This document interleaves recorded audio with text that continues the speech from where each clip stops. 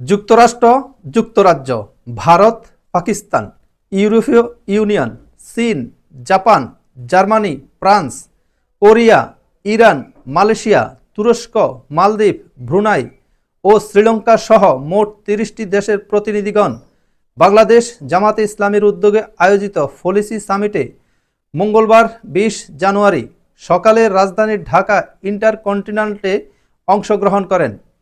জামাত ক্ষমতায় গেলে কি কি পলিসি গ্রহণ করবে সেই বিষয়ে বিস্তারিত আলোচনা করা হয়।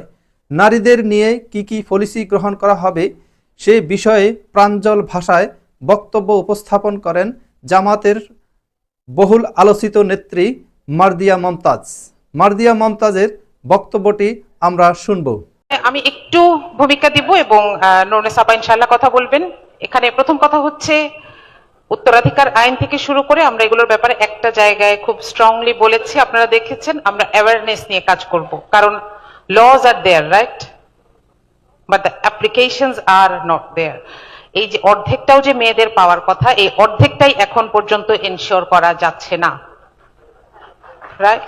এবং কোন পিতা যদি চান তিনি কিন্তু এই অর্ধেকের চাইতেও বেশি তার জীবদ্দশায় দিয়েও যেতে পারেন। ইসলাম শরিয়া আইন সেটাকে অ্যালাউ করে, সেটা তো দূরের কথা, যেটুকু বাধ্যগত সেটুকুই আমাদের মেয়েরা বুঝে পাচ্ছেন না।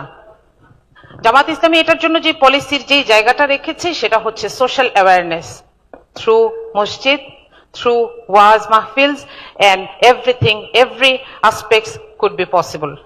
যে মানুষের মধ্যে এটার ব্যাপারে জানাশোনা এবং আইনের সঠিক প্রয়োগ। এটার জন্য আমরা বলেছি যে আমরা একটা ওয়ান স্টপ ক্রাইসিস সেন্টার করব, যেখানে এই সংক্রান্ত মামলাগুলোকেও অ্যাড্রেস করা হবে এবং র্যাপিড অ্যাকশনের জন্য অ্যাড্রেস করা হবে। আর আরেকটা ব্যাপারে কথা এসেছে পলিটিক্যাল পার্টিসিপেশন দিয়ে। এখন একটা ব্যাপার হচ্ছে, দেখেন, গভর্নমেন্টে কিংবা পার্লামেন্টে কোনো নারী নাই তার মানে কি কোনো নারী বান্ধব আইন হবে না? Men are responsible, right? And women are also responsible.